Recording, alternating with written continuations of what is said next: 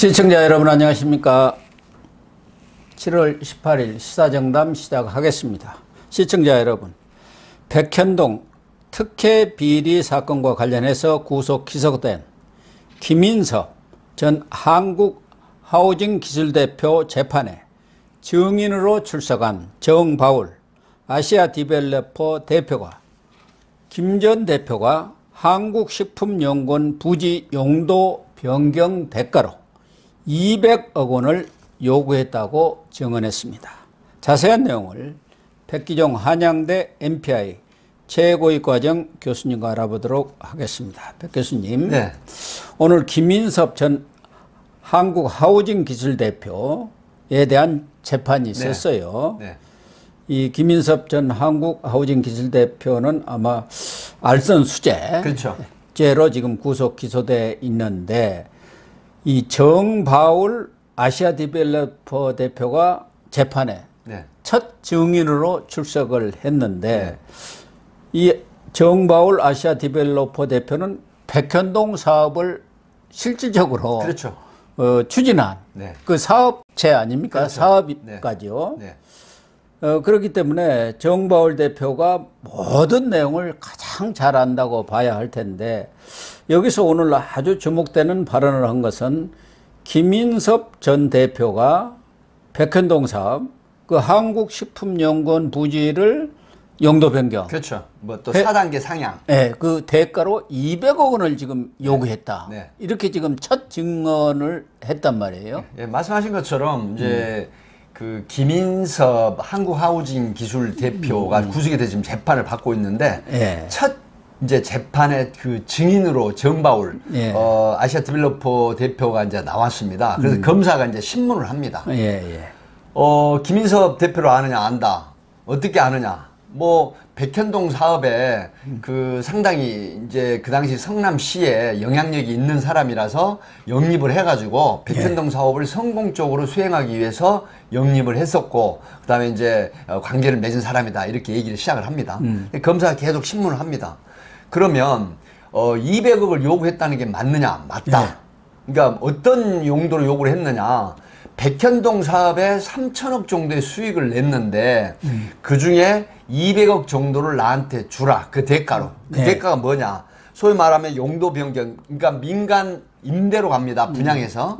그리고 4단계 그 한국식품연구원 부지를 준주거지역으로 이렇게 4단계 상향을 자연녹지에서 준주거지로 4단계나 이렇게 있을 수 없는 일인데, 결국 이런 이제 공로로 200억을 요구를 한다. 이제 이렇게 하면서 김인섭 한국하우징기술 대표가 이 지금 그 정바울 대표에게 뭐라고 얘기를 했냐면, 200억을 빨리 현금으로 달라. 그러니까 현금화 지금 할 수가 없다. 그러면서, 그러니까 김인섭 대표가 내가 이 돈 나 혼자 먹는 거 아니야. 50%는 내가 가져가지만 50%는 두 사람한테 가. 두 사람이 누군데? 라고 물으니까 이름 말하지 않았다고 합니다. 근데 평상시에 이 이재명 그 당시 성남시장이나 그 다음에 정진상 그 당 대표 정무조정실장을 했죠. 당시는 정책실장이죠. 그때는 정책실장이었죠, 성남시에. 그 두 사람을 직접적인 지칭은 안 하지만 김인섭 대표가 계속해서 친하게 지냈고, 백현동 사업을 성공적으로 용도 변경이라든가 그다음에 민간 임대에서 분양으로 하는 이런 부분들에 영향력을 행사를 했기 때문에 당연히 성남시장, 이재명 성남시장과 정진상 정책실장한테 나머지 50%는 가는 걸로 알고 있었다. 이렇게 지금 증언을 한 겁니다. 그러니까 이 김인섭 전 대표가 50%는 나머지 두 사람이라한테 간다고 한다면은, 김인섭 대표가 성남시에 로비를 할 대상이라는 게 정진상하고 그 위에는 이재명 뿐이 없지 않습니까? 왜 이제 그게 있었냐면, 그 보통 이재명 시장을 그 당시에 대화를 하면서 2층이라고 했다고 합니다. 2층. 시장이라고도 하지만 2층에 성남시장실이 있지 않습니까? 그러니까 그렇죠. 2층이라고 하고, 그다음에 정진상 정책실장에 대해서는 진상이 이렇게 애칭을 했다고 합니다. 그래서 대화 중에 2층 진상이 이런 대화를 하니까, 그러면 200억 중에 50%인 100억이 두 사람한테 가는 거야, 이렇게 인식을 했다. 라고 이렇게 풀어서 얘기를 한 거죠. 아니 김인섭 대표가 로비를 이제 성남시 공무원들한테도 했고 그 뭐 건설국이라든가 그 그런 쪽에도 공무원들도 지금 형사처벌을 받았지 않습니까? 했지만 그 사람들이 결정권을 갖고 있는 건 아니잖아요. 결정권자는 아니죠. 결국은 최종 결정권자는 네. 이재명이고 그렇죠. 그 결정을 하는데 결정적으로 역할을 하는 게 정진상 아닙니까? 정진상이가 오케이가 돼야 하는데 그런데 이 김인섭이가 그런 과정들을 정바울한테 얘기를 안 했을 리가 없지 않습니까? 로비를 하면서 그렇죠. 이렇게 돈도 자기 들어간 어떤 본색을 자기 생색을 내야 되지 않습니까? 그렇죠. 당연하죠. 네네. 더군다나 이 김인섭이는 이재명 대표와 정진상 실장하고는 아주 특별한 어떻게 보면 긴밀한 굉장히 관계. 역사적으로 오래된 오래된 관계죠. 그런 게 있죠. 예. 그러니까 그 야당의 그 역량 있는 정모 의원 그러니까 정동영 당시 정동영 대선 의원이 후보까지 추천으로. 하신 분 아닙니까? 네. 그렇게 정동영하고 이 김인섭 전 대표가 아주 가까웠다는 그렇죠. 거 아닙니까? 예, 정 예. 대표가 김인섭이가 하는 그 나로도 횟집에 자주 나로도 오고 그래서 추천을. 가까웠기 때문에 추천을 했다는 거죠. 네네. 그래서 사실은 대선 후보 때 그 비서실 차장으로 들어갔지 않습니까? 그렇죠. 네. 그래서 이제 나중에 성남시장이 후보가 된 것이고. 예, 공천을 받게 된 네, 것 아닙니까? 그것도 물어봤더구만요. 그 네. 검찰이 네. 공천에도 영향을 미쳤다는 얘기냐 그러니까 그런 걸로 알고 있다 하고 정진상이야말로 그 당시 뭐 성남시에서 시민운동 한다고 왔다 갔다 네. 하는 친구인데 알아가지고 이재명 그 당시 사무실에 사무장으로 취직시켜 준 네. 거예요. 네, 그러니까 취직시켜줬고. 정진상으로서는 어떻게 보면은 김인섭 이 전 대표가 나이도 70세 지금 70입니다만 그렇죠. 나이도 많고 아주 큰 형님뻘 되는 거예요. 그렇죠. 자기 은인이죠. 네.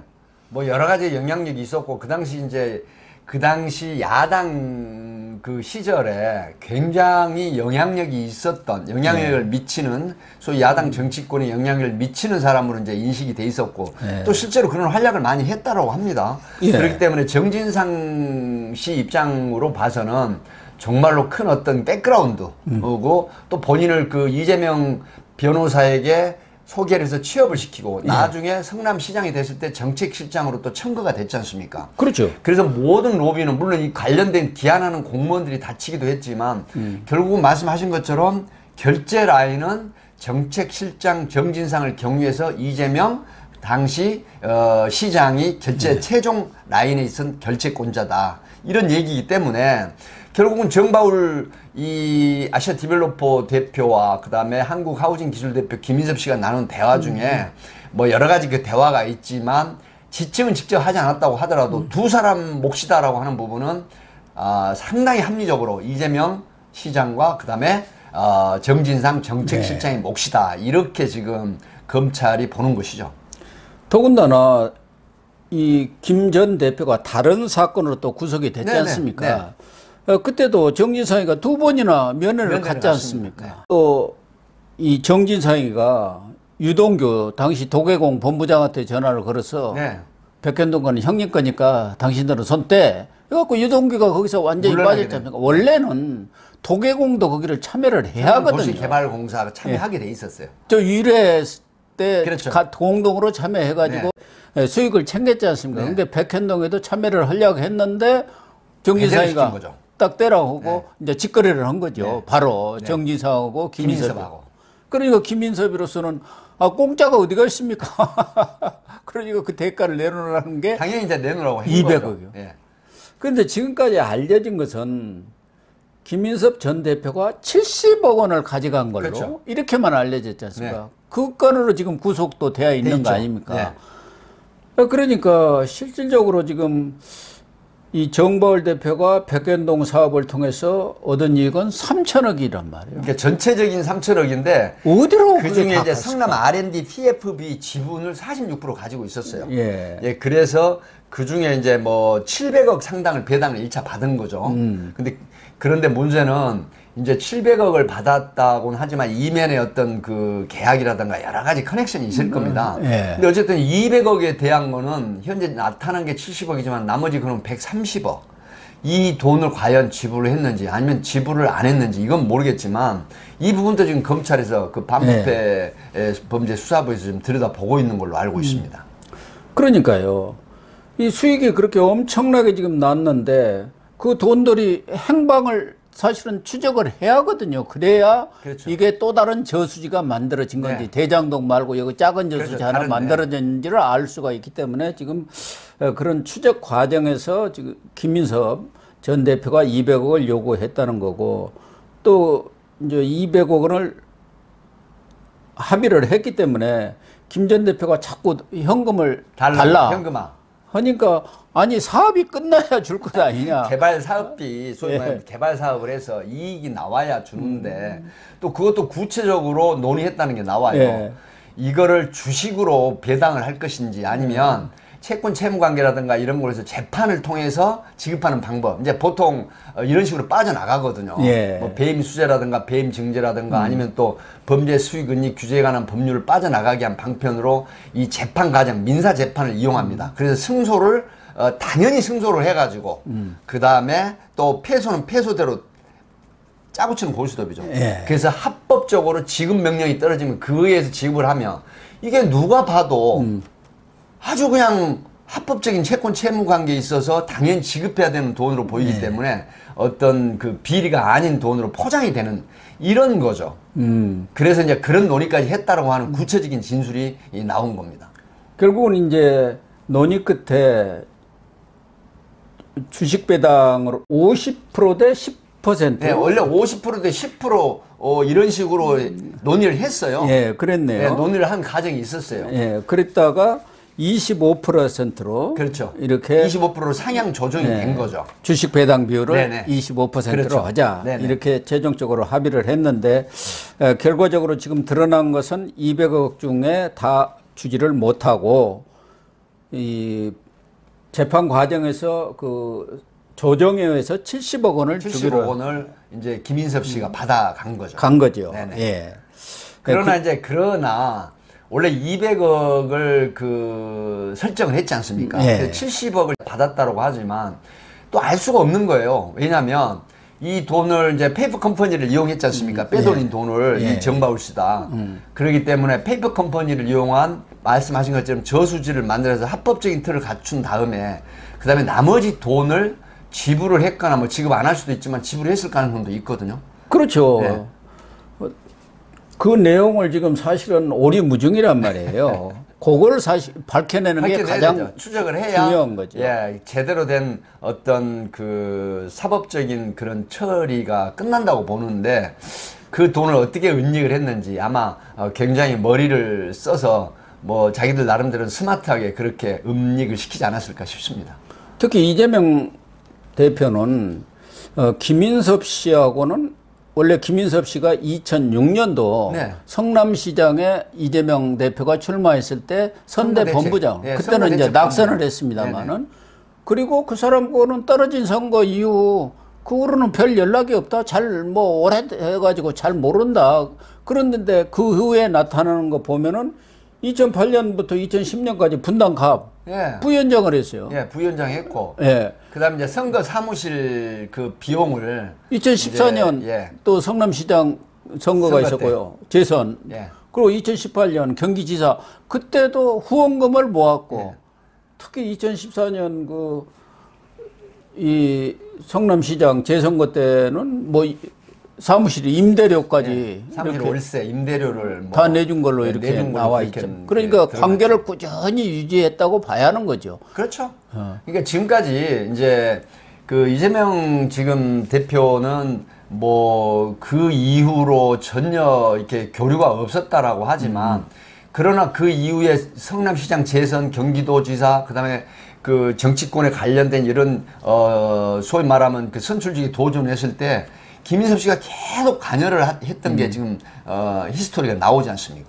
정진상도 뭐 가끔 안부 전화한다고 그런 정도로 얘기를 했는데 2015년 이 백현동 사업이 벌어지기 전후로 해갖고 뭐 150에 200회 네, 전화를 한 걸로 어느 뭐 보도를 보면 300회까지도 했다는 거예요. 그러니까 200여 차례 내외에 전화 통화를 했으면 이 사람들이 그 전화만 했을까요? 예. 다 서로 만나서 대화를 하고 긴밀한 논의할 게 있으면 논의하고 협의하고 이런 부분들이 있다고 이렇게 합리적인 추정이 가능한 것이죠. 그 나라도 횟집이 그 사람들이 만나는 소위 말하면 아지트라는 이제 그 사랑방 같은 예. 그런 역할을, 가교 역할을 했던 곳이 바로 나로도 횟집 성남에 있는 그런 걸로 알려져 있죠. 아무튼 이 정바울 대표가 오늘 첫 재판 증인으로 출석해가지고 200억에 대한 200억을 그 몫이 배분 문제, 몫이라든가 이런 걸 이제 그 증언을 했기 때문에 그리고 거기에다가 절반은 이재명 그리고 정진상 목으로 알고 있었다. 이렇게 증언을 했기 때문에 결국은 백현동 이 수사도 그런 증언들이 나왔으면 그걸 좀 확인할 필요가 있고 지금 백현동도 사실은 거의 수사가 다 됐는데 그렇죠. 정진상과 이재명의 소환 조사만 남은 상태에서 네네. 지금 멈춰 있는 그렇죠. 거예요. 이제 그런 부분이기 때문에 결국 이런 커넥션에 관련된 부분들은 소위 자기네들만 아는 그런 어떤 방식으로 그러니까요. 소위 말하면 그 이익금을 배분을 하거나 뭐 아니면 은닉을 하거나 여러 가지 방법이 있었을 겁니다. 네. 그리고 이제 그 김인섭 그 한국하우징 기술 대표가 아직까지는 결정적인 어떤 증언을 지금 내놓지는 않고 그렇습니다. 있지만 이런 게 있습니다.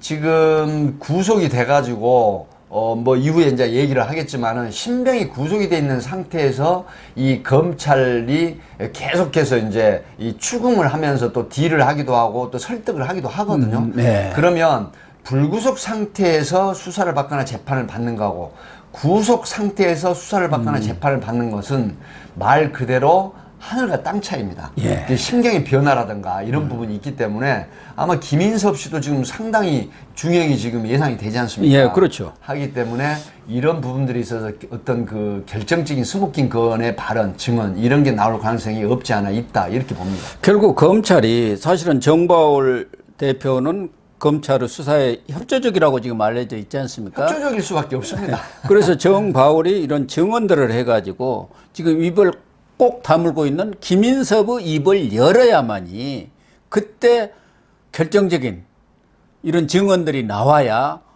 정진상, 이재명도 부를 수가 있는 거거든요. 그러니까 지금 확실하게. 이 오늘 그 서울중앙지법에 사실은 김인섭 씨 그 재판의 첫 증인으로 나온 정바울 아시아 디벨로퍼 이 증언, 이 검사 신문에 관한 이 증언이 굉장히 이 중요한 수사 그 초점이나 대상이 될 수가 예. 있거든요. 왜 그러냐면 김인섭 씨 대화하는 그다음에 이 정바울 씨 대화하는 이 부분들에 200억 중에 100억은 내 몫이지만 나머지 50%는 두 사람 몫이야라고 하는 부분들. 평소에 나왔던 대화가 보면 뭐 2층이다.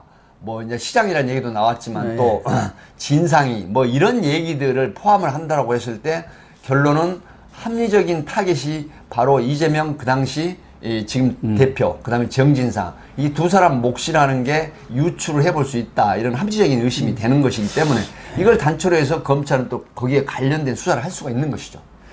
그래도 결국은 김인섭이가 입을 열어줘야만이 그렇죠.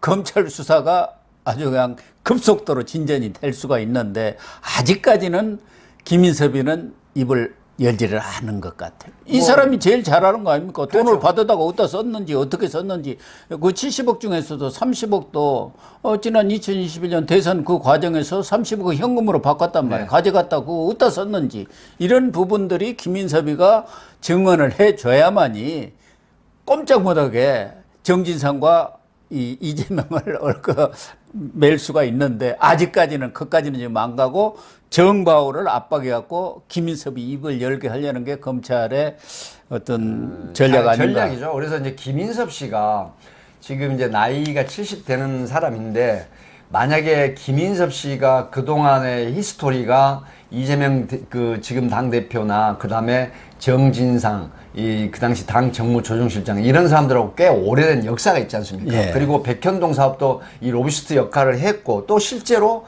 백현동 사업을 성공적으로 이루어내서 3천억이란 막대한 이익을 주게 했는데 그 과정을 보면 4단계 상향 소위 말하면 그 자연녹지에서 준주거지역으로 그 다음에 임대해서 민간 분양으로 결국 이런 것들이 모토가 돼서 3천억이란 그렇죠. 막대한 이익을 얻었거든요. 네. 이제 이런 부분들의 역할을 했기 때문에 200억이란 돈 요구를 했던 게 결국은 나머지 70억 중에 130억이 과연 어떻게 됐느냐. 이런 부분들이 종합적으로 수사가 된다고 하면 이 명쾌한 어떤 증거 앞에서는 아무리 부인을 해도 안 되는 부분이 있기 때문에 이런 부분에 검찰이 수사를 할 가능성이 있다 이렇게 보는 거죠. 그렇습니다. 앞으로 뭐 이 정바울의 이런 증언들이 쏟아져 나오고 그렇게 되면은 검찰 수사도 거의 이렇게 막바지로 네. 달려가지 않겠나 그런 생각이 듭니다.